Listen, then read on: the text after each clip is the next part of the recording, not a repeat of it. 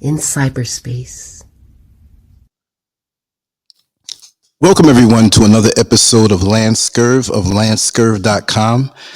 I don't know what's going on with the time, but maybe everybody's early. I got scared. I said, wait a second. Am I late to my own show? Also, I saw that my program said it's showtime. So that means the time had counted down. Just let me know if you were waiting for a long time. There's sometimes, there are little disparities with the time. I'm glad to be here. I'm on a roll. I want to apologize for not doing a show yesterday. I had it in my heart to do so, but I did so much running up and down, doing some things I had to do to take care of business and stuff.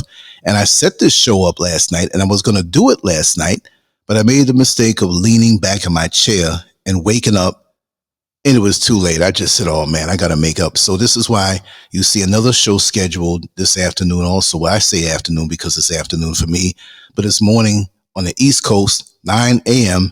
So if I say afternoon, hey, it's all relative, and sometimes I forget, but my heart is over in America.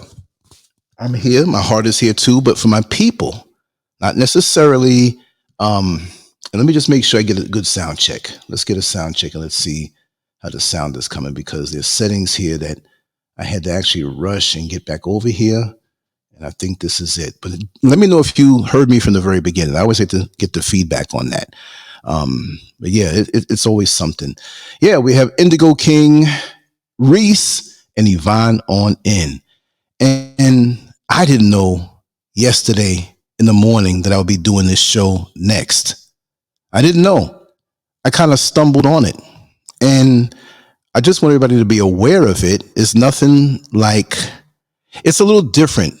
It's a little different kind of opioid, I'd say epidemic, really, because there's other things that are involved, a lot of frustration. And let me just get on to reading a few things, right? And it's just a strange thing. Let me just see how it started. My mind is racing. I'm just glad to be here. Just let me know if the sound is okay. And let me just type in here sound check, because I don't see any. Okay. Sound check. Let me know if the sound is okay. All right. Let me see. Knowing when, welcome on in. Okay. Just let me know if the sound is going through good. It looks like it's good from my side, because I hate to just have a whole muted part or something's not connected right. Let me just know if the sound is all right. Anyone, just let me know before I move on. Just put a Y for yes or N for no. Okay. I guess you hear me. Knowing one. Yeah.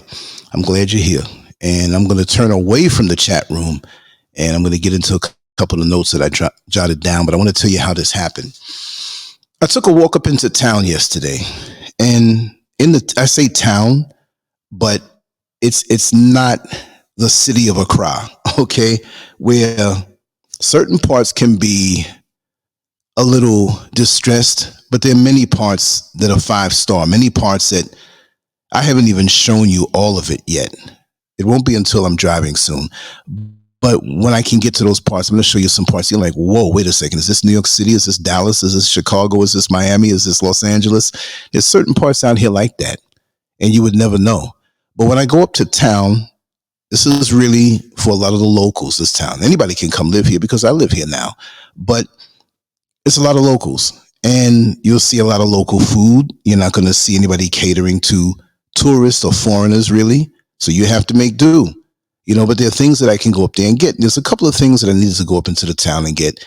And I said, you know what? Let me not take one of the vans, because really and truly it's just a 20-minute walk. And I like walking it, because you walk up the side of the road, you see the mountains, you see far off. I mean, really, it's just nice. And when the weather's nice and it's a nice breeze, you take your time, and you might run into somebody that you kind of know, and you walk with them and you ask them questions and you talk. It's fun.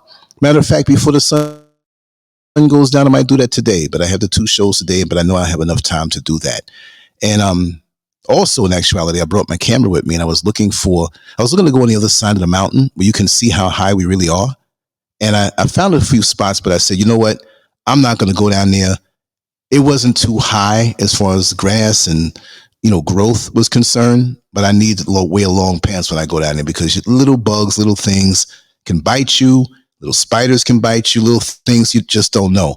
So I said, okay, I see a nice view here, but I'll wait until tomorrow or over the weekend. So I continued my trek up the mountain, up into town. And I got there, I made a few rounds and did a few things and picked up a few things. And so on my way back, there's a particular young lady that I always stop and talk to. And she's a very nice woman. And I want to get her on camera, introduce you to her too, because she's really informative and has told me a lot. So just a few moments earlier, there was a young man who came to me, and this guy looked hungry. He really did. I'd say he had to be about maybe 22 years old, 23, maybe 25, because you know black don't crack, right?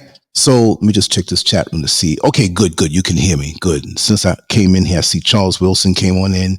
BEZ 75 Black Lion in the house. I was thinking about you the other day, man. I've been doing so much out here that I have not been able to reach out to people. But hey, you know, we're going to talk. I'm going to pop off the chat room. So if there's anyone who doesn't get acknowledged or whatever, don't think I'm ignoring you, right? Because I want to read some things. So make a long story short, we started talking.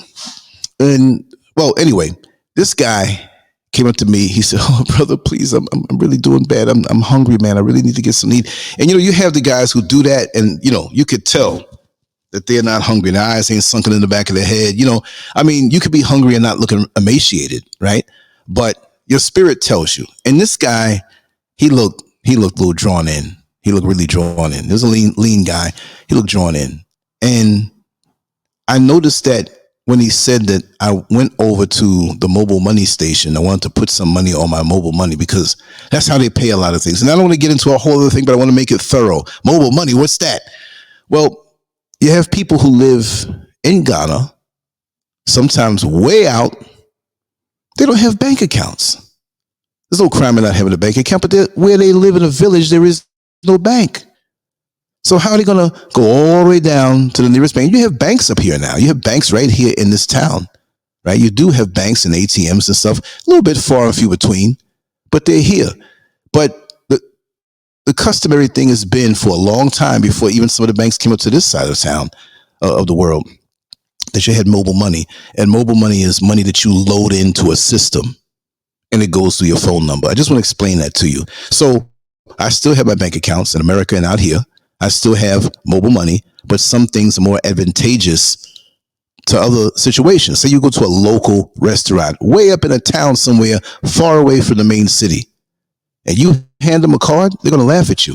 They're not going to laugh at you, but it's like, no, we take cash or Momo. They call it Momo, you know, mobile money, Momo. So anybody who's coming out here who doesn't know that, I'm just getting you hip to it, right? So I went over to this guy, and some of them, it's not like it's a big building or big, you know, place where it's official looking. This is a guy on the side of the road with a little box, like a little pulpit kind of box, but real short. And he's sitting behind it, and it's got this little umbrella and a little sign that says Momo and everything like that. And so you give him the money, and he'll load it into your phone through your number, and it pops up on your phone. You have loaded $400, or you have loaded 1,000. No, not dollars. 400 CDs, 1,000 CDs, 10,000 CDs, whatever it may be. I don't know how they make their money because you don't get any extra charges, but I like to deal with this guy. He's humble. He's a nice guy. This other guy who wanted to get food from me saw me over there because he said so. So this guy, you know, I still felt bad for him. The money that I gave him was really the equivalent of $2. I wasn't trying to diss him, but it was 20 CDs. It's not one for 10, that's one for 12. It was less than that, but it looks good. But I thought to myself, did I start something? Every time he sees me, is this guy going to ask for money? I said that after I spoke with the woman who owned the shop. Now, here's the deal, and this is how I got into this topic, right? And I think it's important, especially for those who are traveling out here. It's not like they're going to get you and take your money. But you need to know what's going on in the culture here. And these are things that I've learned that you probably just won't learn unless you specifically seek it out, search it, and research it. And I just thought it was very interesting to talk about.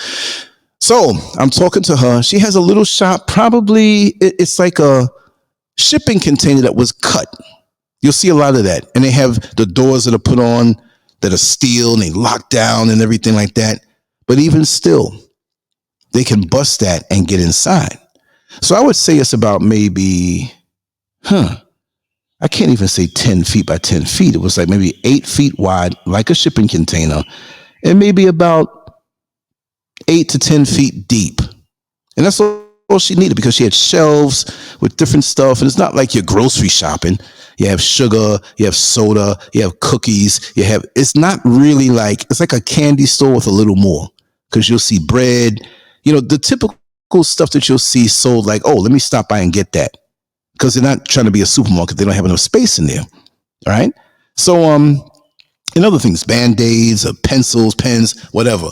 So I stopped there and I talked to her, and, we greeted each other. She didn't see me for a while. I didn't see her for a while. So we was catch up on the things that we're talking about, things that are of interest. So I asked her in the conversation, I said, let me ask you something.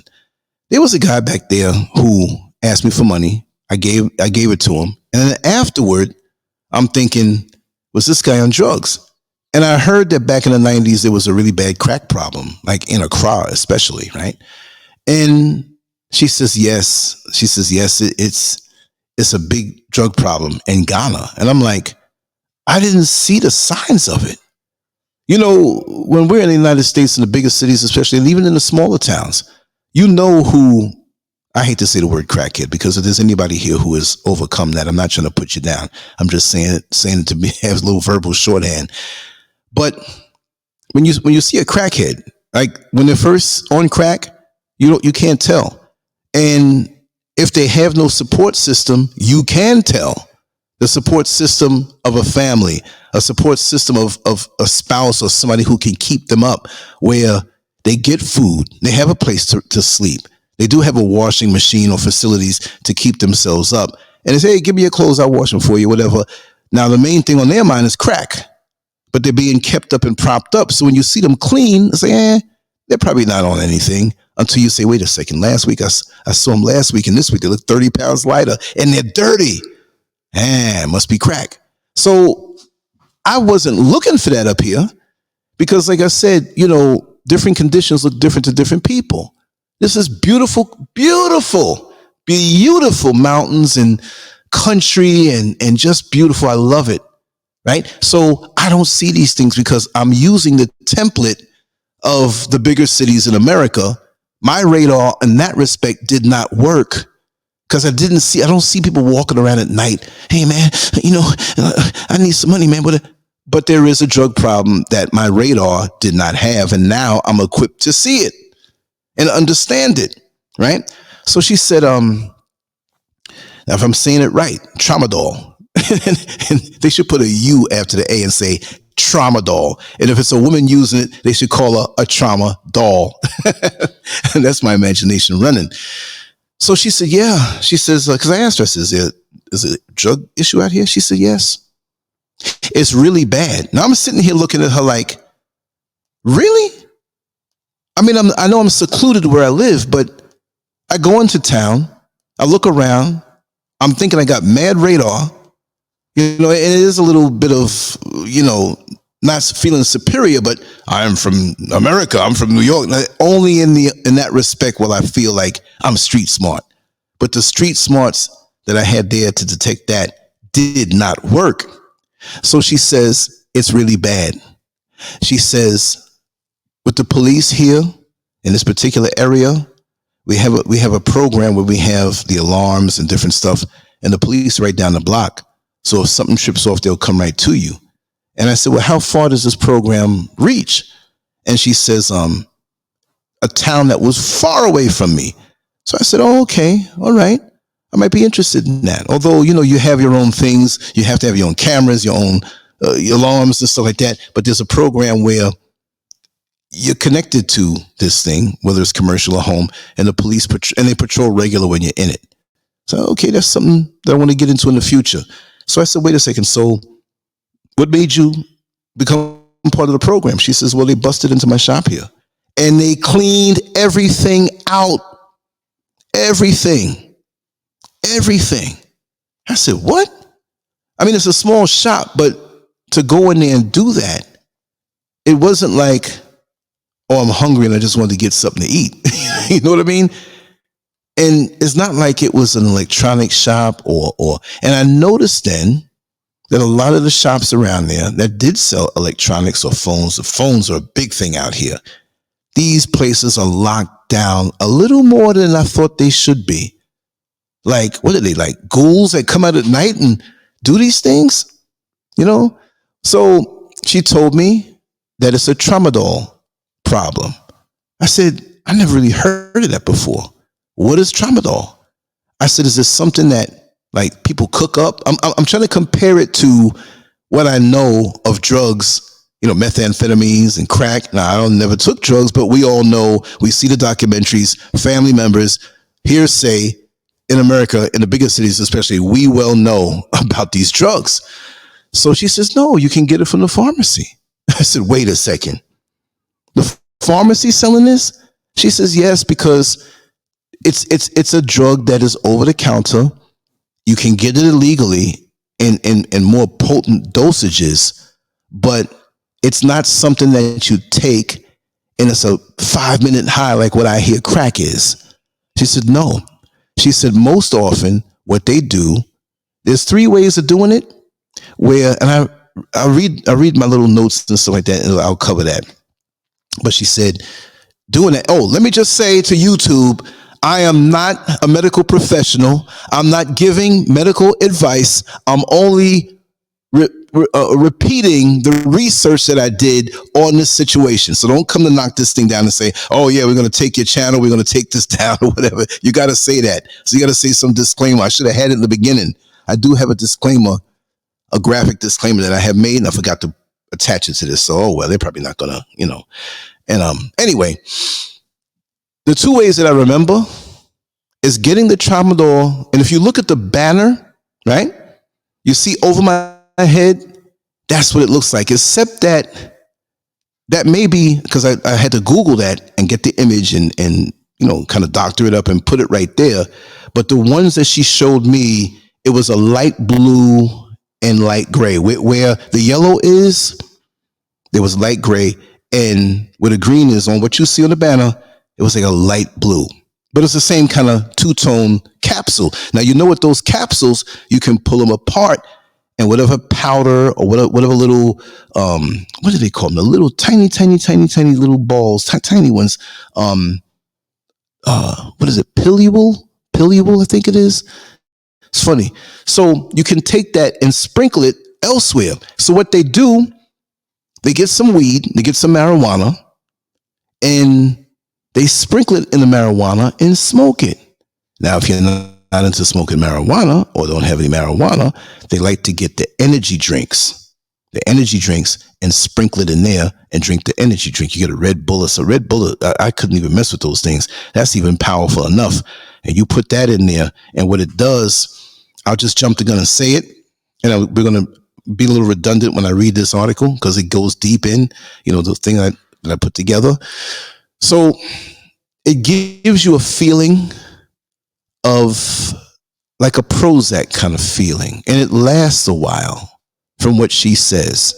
It doesn't turn you into a person where, 5 minutes, it's gone again and I got to get some more. No. And the other thing is, which makes sense, I'm not saying it makes sense to take it, it's just that with physical labor, because you have a lot of that out here because the economy is bad, it's almost 80% illiteracy overall. I'm not saying complete illiteracy where you can't read or write. No. And that's not as much in the city. But for the people who come from the villages and had to work, but they didn't have a chance to go to school and learn a lot, then they're a little stressed. It doesn't mean you're 0% where you, or 100% illiterate where you know nothing. It could be where, you're 40% there, 60% there, but you're challenged. So you're not going to get a job where you're in an office, okay? Or requires some type of cerebral ability to dictate certain things, add up certain things, and the cognitive, way of thinking logical. And there's a lot of that out here. Now, that explained to me with the youth, and I'm trying to not jump the gun. But you take this stuff, and when you're out there all day doing physical labor, building homes and cinder blocks and concrete, you take this tramadol, you don't feel it. You can go on all day. The boring, repetitive tasks that are involved in, I say construction because that's like the toughest thing physically when you're out in the sun. But anything, you're out on a farm somewhere and you're harvesting certain things, you're out in the sun and you get fatigued, you won't feel it. But there's other side effects that go along with it, and it's very dangerous to the body. So this thing is very dangerous to the body, but and I'll have it in the article. I want to say so much, but it's not a thing that is looked at as a danger. It's just that it's abused, because you can have grandmothers out here that will take tramadol. Not that they're doing any hard labor, but they might have done some work in the yard and they feel, a little fatigued. They'll feel better. Or they take it ahead of time while they do the work and they'll feel better. So it's nothing that if you took one now, and I'm not saying I would take that, no, but the immediate, how could I put it? The immediate cons of taking this long term are not really noticed because they're overshadowed by the pros. You see what I mean? So then let me just read some of the negative points and different things and different points that I kind of got to. And I don't want to bore you, but this just because I'm here. So it's very interesting to me. It's something that has become very interesting to me. So here we go. Tramadol. Negative points and side effects of tramadol abuse. Physical dependence. Tramadol can lead to physical dependence where the body requires increasingly higher doses to achieve the desired effects. Number 2, respiratory depression. High doses of tramadol can suppress breathing, leading to respiratory distress and even respiratory failure. Number 3, nausea and vomiting. Tramadol abuse commonly causes gastrointestinal disturbances, including nausea and vomiting. Number 4, dizziness and drowsiness. Tramadol's sedative effects can impair cognitive function and coordination, increasing the risk of accidents and injuries. Let me just freeze that right there. Where it says it can impair cognitive function and coordination. You combine that with, and I'm not saying the whole country's illiterate. Please, I'm very clear on that. A lot of brilliant people out here, smart people out here, but in the poorer areas where maybe school wasn't a priority, and then you have somebody who can't get a job or can't find the way into the system, and they take the tramadol, it makes them feel better about a hopeless situation. And from what I heard, I'm going to say it from now, I'm going to jump the gun. 70% of the youth or male population, the youth, 70% will use this. I'm not saying they're out there every day. I gotta get tramadol. But because of the lack of opportunities, because of a feeling of hopelessness, like I can't make any money. And what can I do type thing? They take that and they kind of feel a little better. They're not even thinking about the physical pain of heavy labor. It makes them feel better. So you can take it and not take another one for 2 weeks. So I'm not trying to say that there's a bunch of tramadol zombies running around here in Ghana. No, I'm not saying that. But people will take one part of it and run with it and sensationalize it. And see, this is why I wouldn't do that even in the title of the banner. And it's not really a secret, but it's not anything that people are going to talk about. There are a lot of things that people here don't want to talk about, right? And I'm going to expose them, not to put the place down, but, I'm here. And so I'm going to tell you the real deal. There's a lot of stuff over here. There's some things I don't even want to put out there like that because I don't want to insult the people here, right? But I'll have shows where it'll just be on the site. It won't be on YouTube. I'll do it that way. And that's why you look for the community section and everything, and I'll drop it there ahead of time. And there's some things I want to talk about out here. Not bad, but just different that you need to know. But yeah, a lot of times I would talk to many of the youth here. And I don't mean just like 12 or whatever, but just saying 18, 19, 20. You ride the vans, the commuter vans. You have what they call the trotro, but they're just commuter vans. That's just a name for them. And you have the driver, And you have the mate. And the mate is the one that opens the door for you, closes the door for you, collects the money, figures out the money and everything. So you have to have sense for that. But sometimes in talking to the mate or handing him the money, he hands you back the wrong change. Never seems to be in your favor. But you're like, hey man, I gave you, okay. And sometimes you speak to the young ladies who are in the shops or here and there, just around about. And it's an absent-mindedness that I've noticed. Not everybody, but across, we have the language barrier, but most people speak or have an understanding of English. The biggest complaint that I've heard about English here is like, oh, brother, you got to slow down. You talk so fast. And I know I do when I want to, you know what I mean?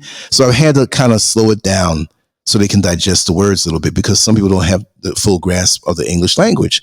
But I still have noticed, just in not personal, but with some people that I know, that I deal with on a regular basis, you say something to them, they're looking at you like they like Twilight Zone. I'm like, did you hear what I said? Oh yeah, say it again. Like, where's your mind? You're young. You see what I mean? Let me just read down this list again. Number 5, constipation. Tramadol abuse often results in severe constipation, which can lead to discomfort and gastrointestinal complications. Number 6, cognitive impairment. Prolonged tramadol abuse can impair memory, concentration, and overall cognitive dysfunction. And I'm going to tell you something. I'm going to read this list. I'm going to tell you a little story. It was crazy. Number 7, increased risk of seizures. Tramadol abuse is associated with an elevated risk of seizures, particularly at higher dosages or in individuals with a history of seizures. So if you already have seizures, you can take a little bit, it would trip you off. Number 8, cardiovascular complications. Tramadol abuse may lead to changes in heart rate and blood pressure, increasing the risk of cardiovascular events. Number 8, liver damage. Chronic tramadol abuse can damage the liver, leading to hepatitis, cirrhosis, or liver failure. Number 10, kidney dysfunction. Tramadol abuse may impair kidney function, leading to renal failure or other kidney-related complications. 11, hormonal imbalances. Tramadol abuse can disrupt hormonal balance, leading to issues such as sexual dysfunction, infertility, or irregular menstrual cycles. Boom. I want to freeze it right there. I don't want to promote something, but I heard also that tramadol abuse can, how could I put it and be decent? You don't come as fast. A delayed ejaculation, which some women may say, whoa, he lasted a long time. It's not that he did. He can't. Or they find that they can't get to that point. Like they're numbed or something. You know what I mean? And I'm going to be talking to people in the street that I know. Like I can ask them these things and just record them because I know they're not going to put their face out there. But I want to bring back a follow-up in the street kind of thing and it's not going to be a day to take that I compile it. It may be a week or something. And I want to get different opinions straight from the street, straight from people whose grandmamas may be taking it, who they might be taking it. What is it to the culture and everything? Now, mind you, this is not just Ghana. There's several countries that deal with this. A lot of countries in West Africa and just Africa all over. And I'm quite sure it's all over the world. But since I'm here, I'll speak about, because it was stoked. The story was brought to my attention by my friend who owns the shop up the road. You know what I mean? So yeah, here's another one. Psychological effects. Number 12, tramadol abuse can exacerbate or trigger mental health disorders such as depression, anxiety, or psychosis. Ain't that something? You don't want to feel depressed, so you take this not to feel depressed, but too much of it will make you depressed. So you're not it's a vicious cycle. Number 13, tolerance. Continued tramadol abuse can lead to tolerance, requiring higher doses to achieve the same effects, increasing the risk of overdose. 14, withdrawal symptoms. Abrupt cessation of tramadol can result in withdrawal symptoms such as anxiety, agitation, insomnia, and flu-like symptoms. I've noticed people with runny noses, and I'm like, wait a second, there's no flu going around. This is Africa. It's nice and hot. It's summertime right here now, y'all. I hate to rub it in everybody's face, but I like wearing long pants when I'm in the States. And I wear shorts sometime in Florida, of course. But here, pure shorts and t-shirts. I don't even wear the other clothes that I still have. Because, before I came out here, I gave away 95% of my clothes. Good stuff, too. Stuff that still had tags on it. But here, I don't, I feel comfortable. I feel, when I see people in suits, tie and a shirt, an undershirt, a suit. I'm like, man, why aren't you sweating bullets? Number 15, overdose. Tramadol overdose can be life-threatening, causing respiratory depression, coma, or death. Here's another one I want to read. This is more interesting, right? Number 1. This is the title, Reasons for Tramadol Addictions Among Ghanaian Youth. Now, I know a young lady who worked in a mental health facility. She's not in Ghana anymore. She's working in Canada. She's going to be out there for a couple of years before she comes back. But her and I are very close, and she'll tell me anything. And I may do a follow-up with her. She's not going to reveal her identity, but I want to ask her about this because she tells me a lot about the mental health field out here, and it's really terrible, right? And I'll add some things of what I've gotten from her, but I want her to say it.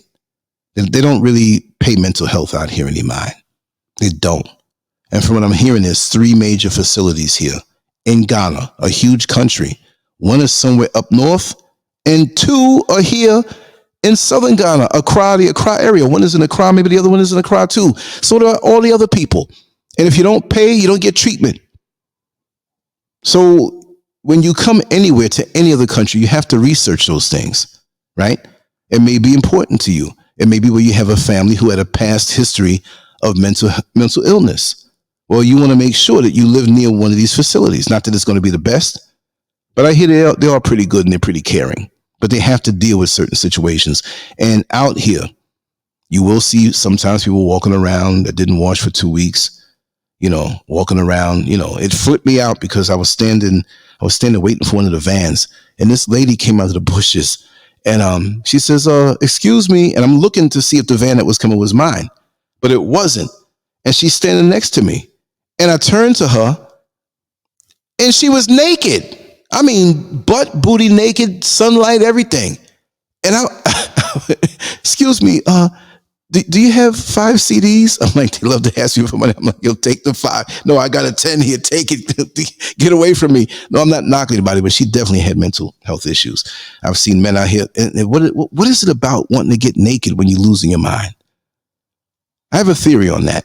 Not to go off the topic, but it's the same feeling that when you had a hard day at work, more so when it's on your Friday. If it's not a Friday where you work Monday through Friday, it's your Friday. That could be Sunday, that could be Tuesday.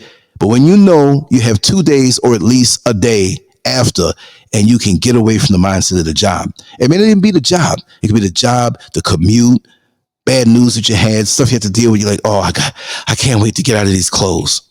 You know what I mean? You get home and you just take your clothes off and you want to shower because you're a little sweaty.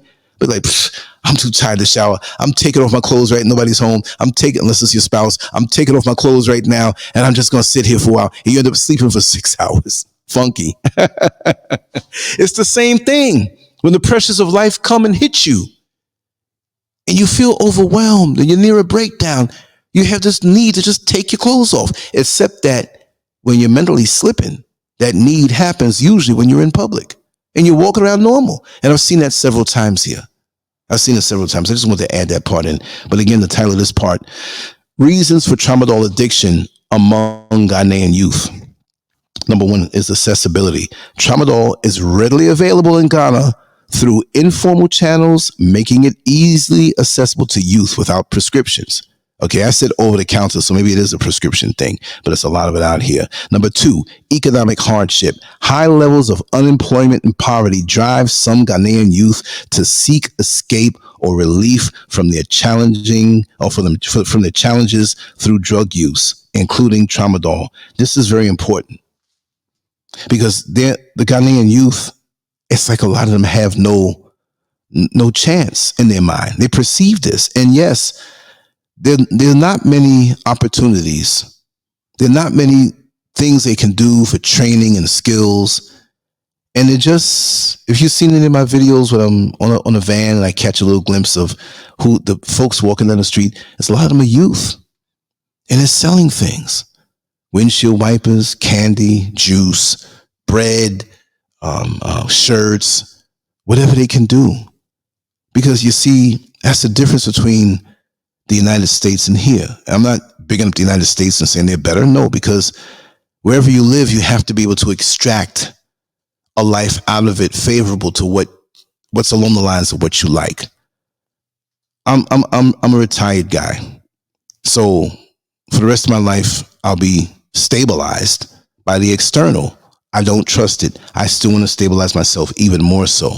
Aside from that, that's my mission now, right? But what about the person who's never gotten into the workforce? The workforce here is very lean compared to the amount of youth that there's no system where, okay, you go to school. Once you get out of school, that's it. Then what? Then they may have certain programs or certain companies, whatever. But if you are thinking survival, you can't go after your dreams.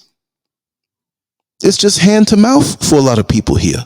Sell this, get this, whatever. So this is why when they see a person like myself, they think I'm a millionaire.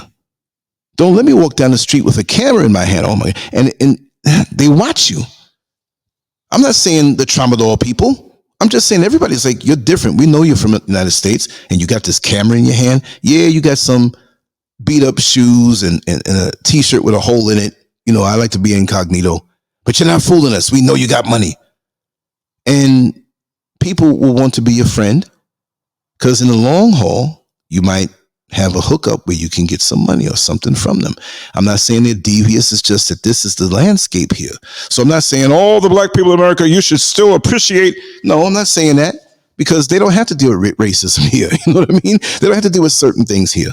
But the economy is so bad that it makes the youth seek an escape by getting high on this thing. And because immediately it doesn't seem like, well, it's not like I'm snorting cocaine. Look, ain't nobody out here poor buying cocaine. Ain't nobody poor out here really getting any crack because you need cocaine to get the crack. You know what I mean? And then you get high and you get crazy and the cops ain't going to play with you out here. That's the other thing. So it's a slow burn kind of drug, kind of opioid. It takes the physical pain away from you.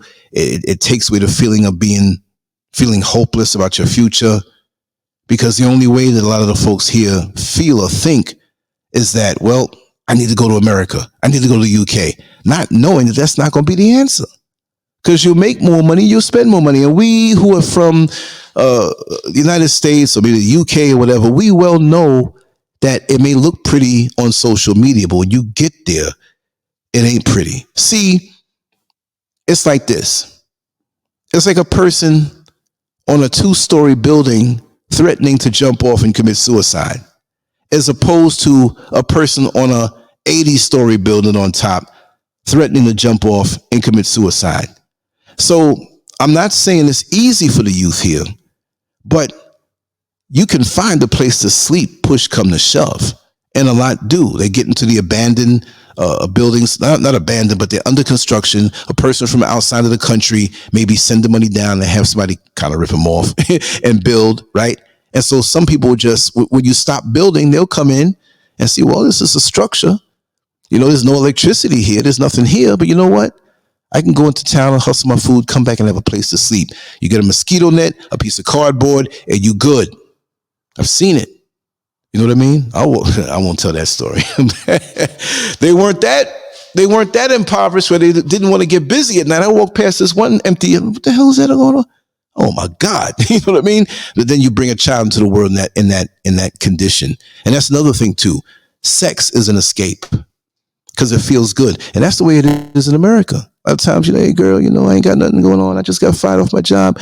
Yeah, boo, I get my check and everything, but I got my place over here. Why don't you slide on by? And nobody has big money, right? And nobody really is thinking about the future. So what do? You want to feel good? You want to escape reality? Hey, let's have sex. At least for a little bit of time that we do, we'll feel good. Might be a little hungry. That's the mentality. So I like to see human nature and figure out what things are. But let me go on with this list. Okay, did I say this one already? Okay, yeah. Let me get to number 3. peer influence. The first two are accessibility, and the second was economic hardship. So 3 is peer influence. Peer pressure and social norms within youth communities may encourage tramadol use as a means of fitting in or seeking acceptance. 4, lack of awareness. Many Ghanaian youth may not fully understand the risk and consequences of tramadol abuse due to limited education and awareness campaigns. 5, coping mechanisms, right? Tramadol sedative and euphoric effects provide an escape from the stress, trauma, or emotional pain experienced by some youth in Ghana. 6, cultural factors. Cultural attitudes toward substance use and mental health may contribute to the normalization of tramadol abuse among Ghanaian youth. Number 7, marketing tactics. Misleading advertising or promotion of tramadol as a harmless pain reliever may influence youth perception and encourage experimentation, because that's the way they legitimately market it out here. I've seen the signs. I've seen little ads and didn't know what it was, but okay, it's a pain reliever. And that's how they market it, as a harmless pain reliever. So when you start to abuse, I just popped a few and that's it, whatever. Number 8, lack of regulation. Weak enforcement of drug control measures and inadequate regulation of pharmaceuticals contribute to the availability and misuse of tramadol in Ghana, right? Okay, what I read in my other studies is that because of the borders not being tight, these borders are not tight. I mean, yeah, certain areas, whatever, but you can get in. You see a road and you see people there and you got to get through certain checkpoints, whatever have you. What happens when you're way out in the country? Just bypass them. You know what I mean? And hitchhike from somebody who's going in. You know what I mean? And I don't know who this is ringing me in the middle of a show. We got to mute that for a second, right? But yeah, it's the dosages too.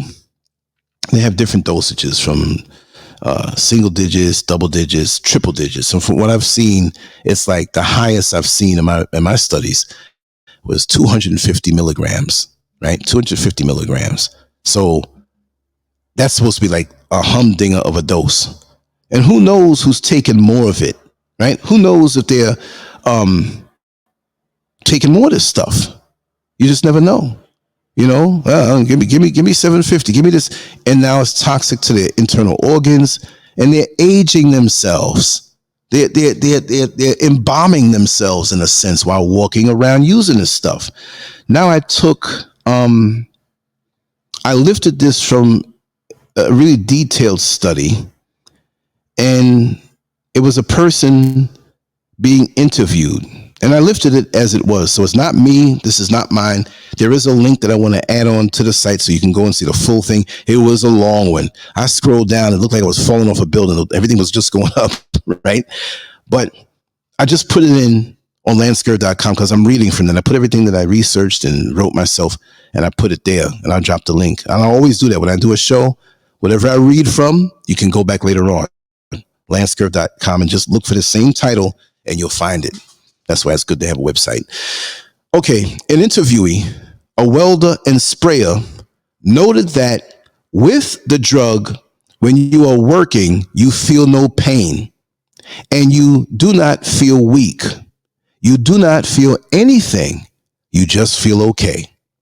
These descriptions, contrary to some of the media discourses, cohere with other literature on drug use in Africa that suggests that many young people use drugs such as cannabis for deadening the pain of difficult work or alleviating the boredom of repetitive activities.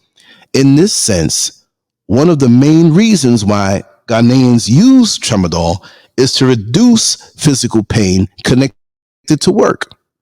Many young people also explain that they use tramadol to ease non-physical pain. In these cases, the drug is used as a way of navigating the condition of youth itself or to help deal with life struggles such as the death of a parent, while others use it to feel a sense of hope or to deal with boredom. It is pain that is not necessarily bodily, but emerges from social structures because and this is, that's it. I'm finished with that one. I'm saying because there are a lot of youth that sitting around with nothing to do and no money and no hope of getting money by saying, I'm going to go and there are things you can do. Yes. But if you don't have the basic understanding of how to add and how to write and certain things, you're going to be limited. And it's really sad. So what are these guys going to turn to? Which I'm going to add this part in, right?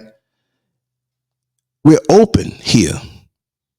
We're open here for some very bad things, because with the advent of Western social media and Western ideals, I'm not saying that as though it's something good, okay? You know, the decadent stuff, the propensity for crime when you have no other way out, or you feel that you have no other way out.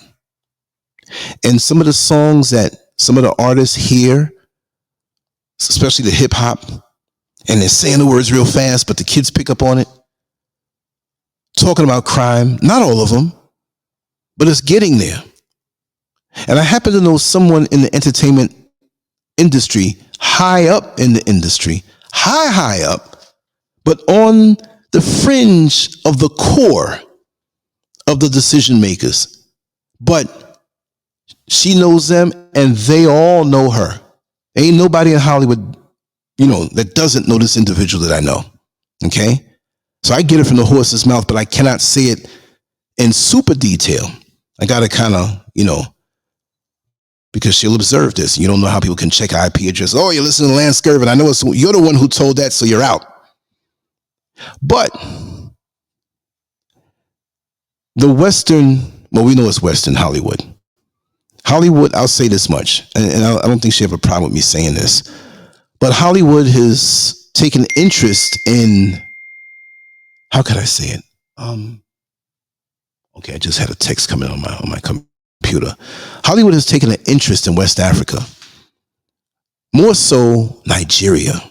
Come on, y'all. Y'all know them good Nigerian movies that they have, and they're very interesting and they're well played out and everything, and it's just good stuff. People who used to watch the white soap operas years ago, which was trash when you look at it, you watch, and it's not soap operas, they have separate movies with some of the same actors and actresses in the Nigerian movies, and you have the movies out of Ghana, but the ones that are more popular right now are the ones out of Nigeria. So a whole lot of them. So they see, Hollywood sees it. Yo, you got your own thing going on here. Okay, you're not making as much money, but you have your cult following. And many in that industry here in Nigeria, they want more money. I'm telling you law now, right? I'm telling you something that was shared with me. Because there are a lot of people who share stuff, and because I act goofy and tell jokes sometimes folks don't take me serious. I'm telling you, this is a serious one. So Hollywood has stepped to the Nigerian, what would you call it, industry, had conferences, gone over there to sit down, to say, hey, we can expand you. We can get you a Netflix deal. We can get you this. We can get you on that, which would greatly benefit your popularity and reach worldwide, globally. But here's the catch. But you've got to have LGBTQ actors and actresses in it. It doesn't have to be a full LGBTQ cast, but you better have a really higher up actor or actress at having a role. Like, it may not be the major role, because Nigerians ain't gonna go for that, but you better have one who, if the movie is about a husband and wife or one person, whatever, maybe the sidekick is gay, maybe, but you better have a person who has a crucial role throughout the whole movie who is obviously LGBTQ. And what is that for? What is that for? That's to influence the masses over time that this is normal and it's okay. And they're powerful, and that's their reason. That's why Kamala Harris came over here to Ghana and wanted to give the money to the Ghanaian president, but you better be LGBTQ friendly. And just like so many leaders who have rejected that. Oh, if you don't accept this, we're going to give you sanctions. But we have everything over here. Africa is the breadbasket of the world. So you go on and keep and do your sanctions, and we'll cultivate here. And it's a damn shame that others from outside are coming here to cultivate. And many of the leaders are handcuffed where they can't put certain things into effect for the youth. So the youth, they're like a sitting duck. And so when the drug trade is pushed over here more, I'm hearing that there are people bringing more stuff into Nigeria, bringing more stuff into Liberia. Liberia's on one side, Nigeria's on another. Little countries between us. It's just a matter of time. With the most diaspora-friendly country in the motherland, one of them, right? That they're going to put this, I can see an attack coming where they flood the place out with lethal drugs, and you have some of the youth that can make great amounts of money. Then you have turf wars. Then you have the guns that come along with it. And then you have the breakdown of a whole generation. And then on a psychological level, they're watching these movies with all of these different types of lifestyles. And then social media pushes the fact that America has all this luxury, which we know that's a damn lie. Or they do have money. They have money to give to Ukraine. They have money to let all the migrants come in. But they have no money for reparations. They have no money for the veterans who come back with mental issues, drug issues, limbs blown off, emotional issues. They don't have money for that. But they got money for everything else, and to put sanctions on countries that don't go along with the agenda that they want to push. This is why I say I love the land of America. I love my people in America, but I do not like the system. So I got to say that frequently, because people are like, well, you're over there and you're talking about how bad it is. I didn't say it was bad over here. It's not bad over here. For me, that's why I said, if you move out here, it's for the reasons that you have, and they might overlap with mine. But I feel like Benjamin Button over here, man. I'm getting younger and younger, although I know I'm getting old. I'm not lying to myself. But my day is so much smoother. My day is, I can get more done. I enjoy every moment of it. I'm here relaxed talking to you. Not like, oh, I got to go to work in an hour and a half. I got to hurry up. Oh, well, your gunshots you heard? Well, last night, cops were out there. Oh, I ain't walking out there. Oh, no. I can get up and do what the hell I want to do. You have issues out here, but those of us who come from other places like America and the UK and other places, we need to know how to influence it also. There's a lot of people out here who want work.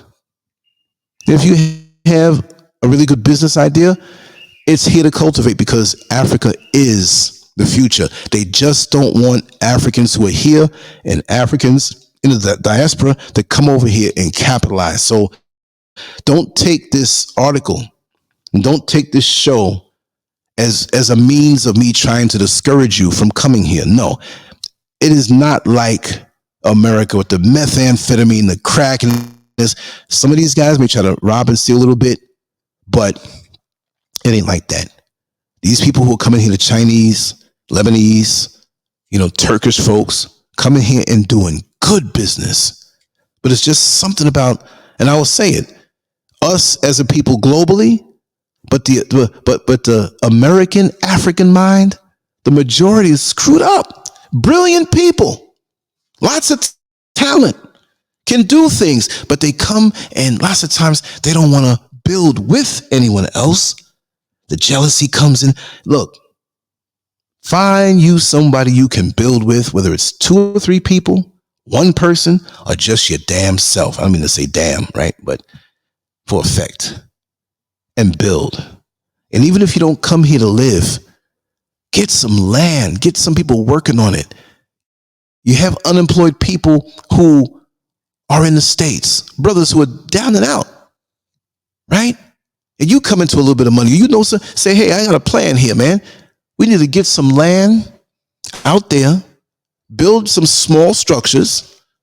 If you know 3 or 4 brothers who have nothing to do and they're down and out, have no pension, no income, nothing, bad record, hey, listen, they got these small little joints you can live in, man. You got a little living room, got a bathroom, bedroom, 1 story, a little thing up top you can go look over for whatever hand. I'm building 4 of them right next to each other. Ain't nothing fancy. I'm building it on the land that I want to cultivate. I want to send you out there. I want to make sure that you have money to live because it's so much cheaper when you're way out, right? I guarantee you this. And you'll be able to chill. You got a lot of beautiful African women out there, right? So you ain't going to be lonely. So let me send you out there. And somebody you can trust. What they going to do? Run away?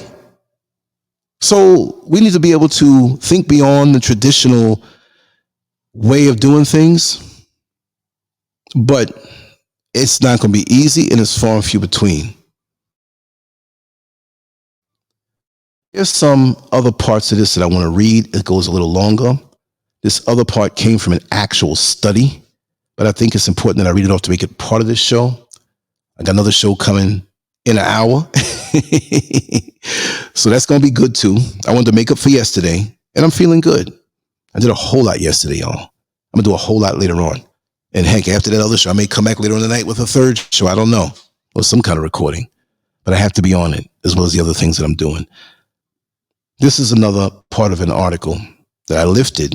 It's not my writing, but it brings another perspective into this whole thing, because this is a study through some college and it's kind of official and kind of anal, but it had some points in there. Here it is, right? This is just part of it because it's part of a long one. I'm going to find the link and I'm going to put it below this on LANCESCURV.com so you can read the whole thing. These factors highlight the complex interplay of social, economic, and environmental influences driving tramadol addiction among Ghanaian youth. Addressing this issue requires comprehensive strategies that address both the root causes and consequences of substance abuse within the context of Ghana's unique socio-cultural landscape. Addressing the alarming trend of tramadol abuse in Ghana is crucial given its significant impact on the youth population. Tramadol, an opioid pain medication, has been increasingly misused and abused across West Africa, including Ghana.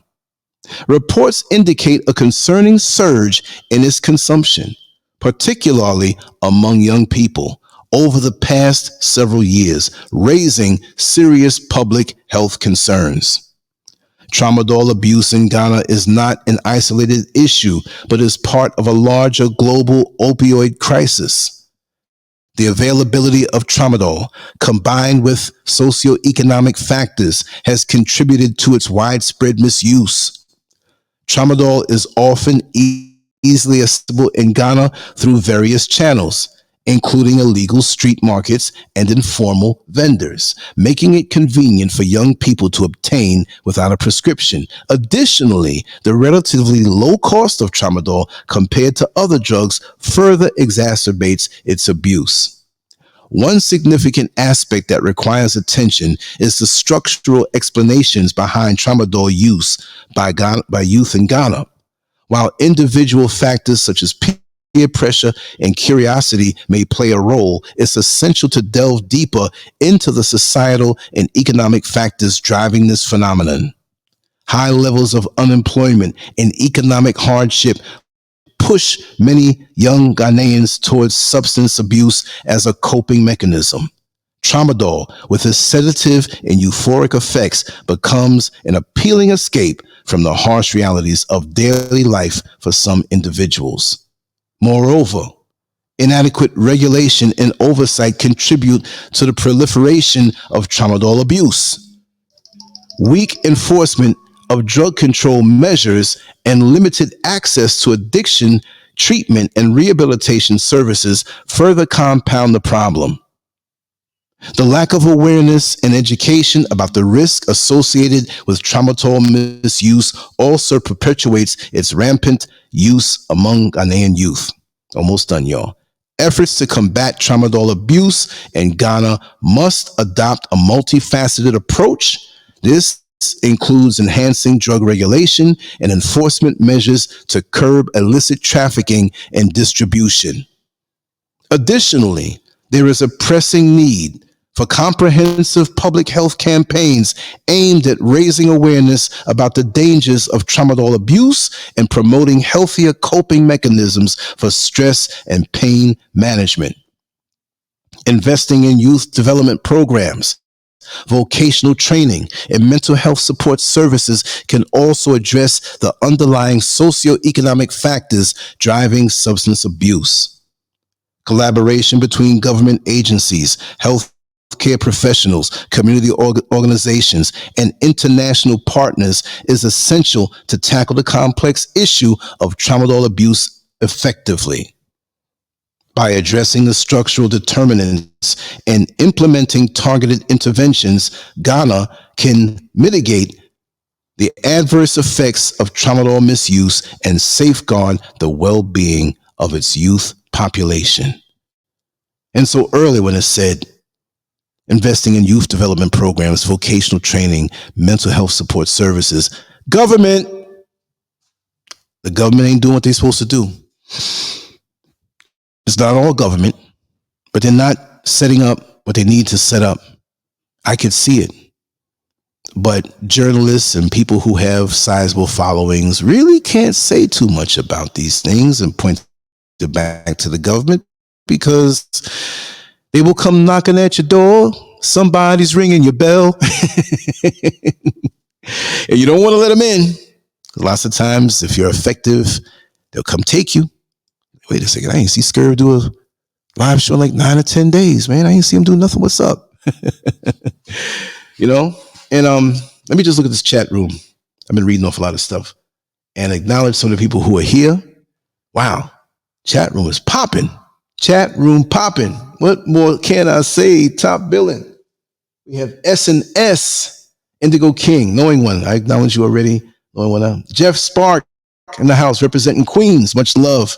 And I said Black Lion. I'm glad to see you here. Vaughn, you're here. Yes. Renee Green. I still got to get you that address. I see your thing all the time. I got to send that to you. Ben Looney, right? Okay. I like that name. Talea. Got to get you on. Got to get you on sometime. Switchy Missy. I like that name too. They can go so many different ways. Peaceful Pulley. Yes, I'm glad you're here. Everybody who's here, even though we all know where you're from, let's get a roll call. Where you're calling from, when you're, well, not calling, but you're in the chat room, right? I like to do that every now and then. You know, somebody might be looking at this and say, hey, I'm from that part. You know, okay, let me see. And I'll read some of the comments, not all of them, but some of the longer ones. We have Michia Middleton. Welcome on in. Tracy J. Yes. Maybe at some point today we can do a little conference call. And like I say, on LANCESCURV.com, it's easy to get to the conference line. I want to say that. Just go to LANCESCURV.com. As soon as you pull it up, whether it's on your phone or your computer or your tablet, right under the header, you'll see a big banner that says The Conference Line. Tap that. It'll take you on in. Now, if nobody's there, and you're hearing this, I'm going to go there and listen to people talk. Unless it's after a show or something that we schedule, if you're the only one, you're going to hear crickets. If it's two or more, you can talk. But what we talk about there will be put up. Okay. K-Frame Classic. Welcome on in. Yeah. Now there was a comment. There's one here. I'll watch until I see your comment too. I'm going to talk about that one. Michia Middleton says, I watch Nollywood movies and I recently noticed the LGBTQ, well, you didn't say the Q, agenda being interjected in the various storylines. Well, look, this information that I said earlier about that's like weeks. They're planning a big takeover and pushing that, Hello, Cosmically Divine. And now let me go up to Talea's topic. Okay, come on now. Show it. There it is. How is Africa's military structure, though? Can they defend themselves and protect their natural resources? And there is a reason they chose to have Hollywood push certain agendas, of course. I wonder about the military structures here. Against each other, but the superpowers, they don't have a chance. That's just me saying it off the top of my head. And with the allegiances and alliances, it's almost like, hey, just sit down and be quiet. Don't do anything that's against the bigger agenda of the superpowers.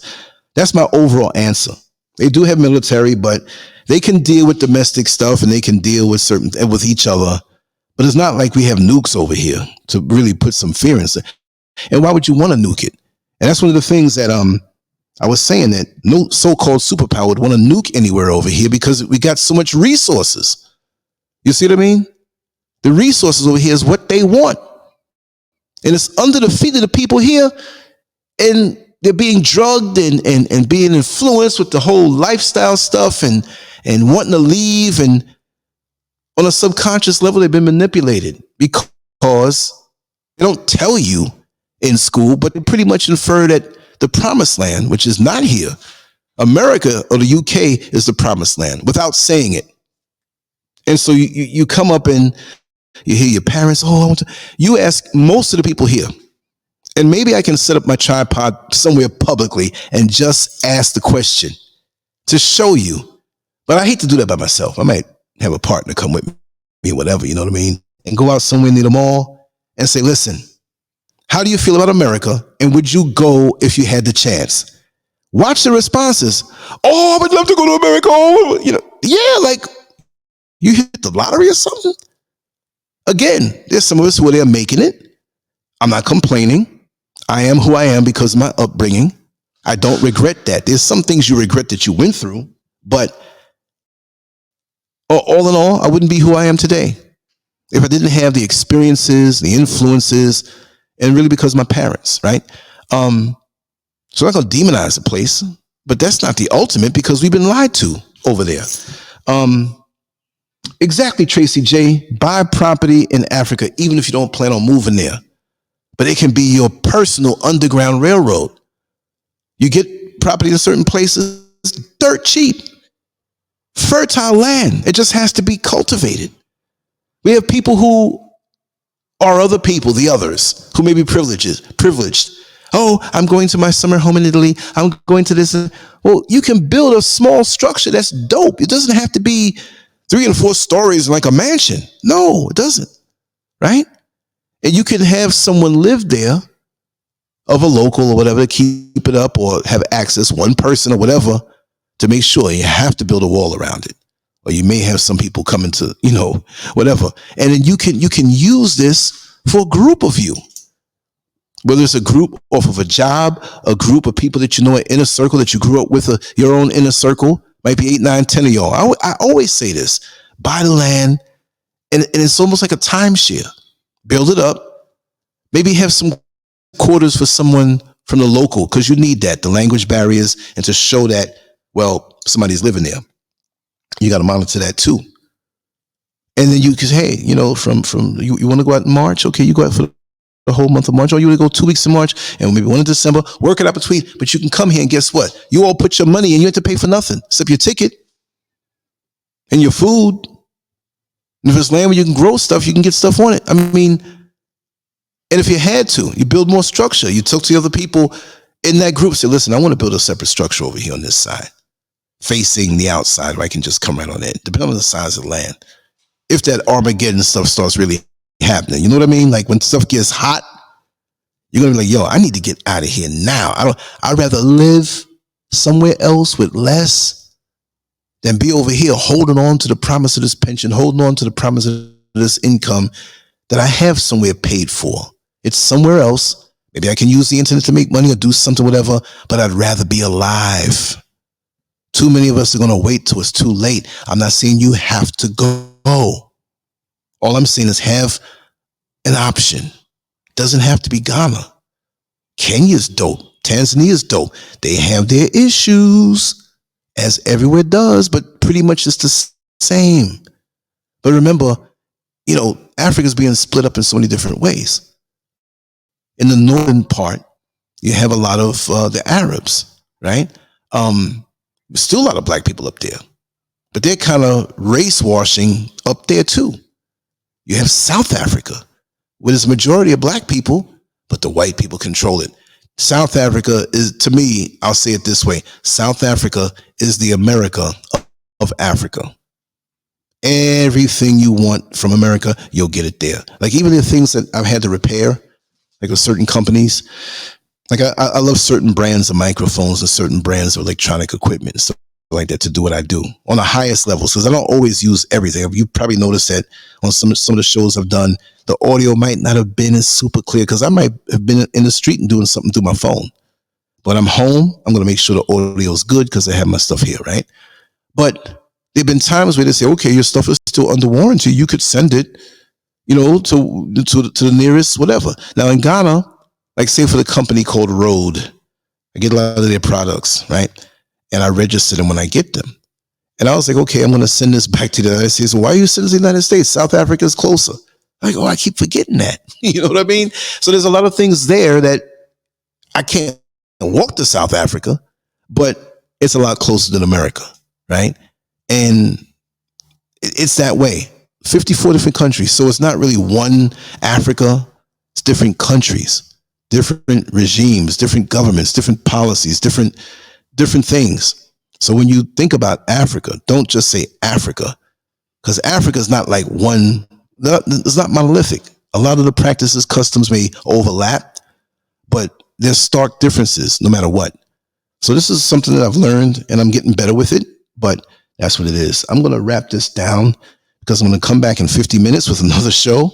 So hungry, man. I want to get something to eat.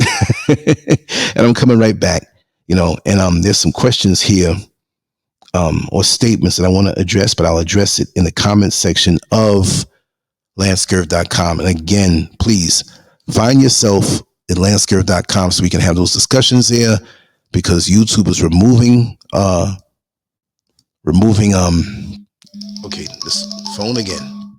My phone is popping. My phone never rings until I have a live show. And sometimes you pick up and it's like, nobody says anything. I want to hear it ring. Is he really live? Let's test it. Right? Here it is. Here's the link. Well, let me put the title with it so it goes up top. Let me see. Okay, there's that part of it. And let me get the other part of it. So a lot of things we do here on YouTube or on Rumble or on Facebook. Well, Facebook is doing me dirty. I'm probably going to not participate there as much because they're making it hard to participate there. And I just use them for distribution purposes, right? And that's all. But, every time I log in, it's a problem. I have to get another code and we'll create another account. I can't do that and start all over again. So you're not going to see me as much unless it's the actual like page, LANCESCURV, the like page on Facebook. But the personal page, I don't even hardly go there. And just try to send me messages in the major way. Lance at LANCESCURV.com will always get a quick response from me. But I have some people who also, let me just tell you, Facebook Messenger is giving me problems. So those of you who send me messages on Facebook Messenger, I'll get the update in my email account, like to say, Reese sent you, or Talea sent you a message on Facebook Messenger. And when I go to Facebook Messenger on the app, I open it up and I got to go through the whole conundrums of getting a code and they tell me to start something new. So that's their way of saying, we getting rid of you, buddy. And I don't care. So this is because I have my own site. But I'm just telling you all that, my participation on these external platforms will be reduced. It's only for distribution purposes. And if you see something that you like, share it amongst your social media circle, because they're not going to target you for that. They target me for that. Instagram is cool still for a little while. What else? TikTok is not controlled by the United States anyway. I'm going to start sharing things out over there more so and communicating. But yeah, here's the link for this particular show. And that's where you should leave the comments. I don't have an actual YouTube screen open. I have to get into my go through it by my phone because I want to pin that comment to the top. So I'm going to do that right now before I go. I still got enough time to eat. I'm going to eat. I'm going to do this other show, which is going to be very interesting. And then I'll freshen up a little bit. And Gamer G, I saw you sent me a message. I'm going to speak with you a little later, brother. I'm going to go out on the balcony later on, and we're going to talk. We're definitely going to talk. So much to catch up on.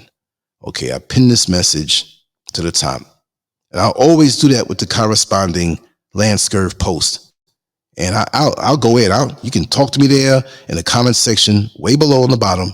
There is no chat room there, my own chat room. I keep that just on the home page. When you go to a specific post, I'll answer you and drop your comments there. So I'm going to head on out of here, and I will answer some of the things in that particular post of what you said here, or ask any question in the comment section. Like I said, I just have to use YouTube right now. YouTube is doing me dirty too. But like I said, I'm losing so many subscribers. Check to see if you're still subscribed. They usually don't give out notifications. I check my stats. I'm going to have a show where I show you. I got, still have 117,000 plus subscribers. It's frozen for years. And I'm losing 100, 150, 200 subscribers a month. I'm like, man, what kind of weight loss program do they have me on? Right? So it is what it is. And, I'm not going to sweat that. I'm not going to sweat that, as long as we can maintain communication independently and not have to deal with that other foolishness, So anyway, much love to you all. I will see you in how many minutes? 45 minutes. I'll be back. So even if you don't see a notification, it's the what about being an only child? A very interesting topic, and I want to go in on that. I have a lot to say about that, right? So anyway, much love to you all. Take care, and I'll see you in a little while. Peace. Make sure to go to LANCESCURV.com, an online magazine established in 2001, containing written articles, thousands of talk shows and discussions, cutting-edge cartoons, as well as erotic expressions and tasteful adult photography. It's definitely not for the faint of heart. Once you get a taste of the world of LANCESCURV, trust me, you'll be back for more. LANCESCURV.com. Bold, raw, and uncut.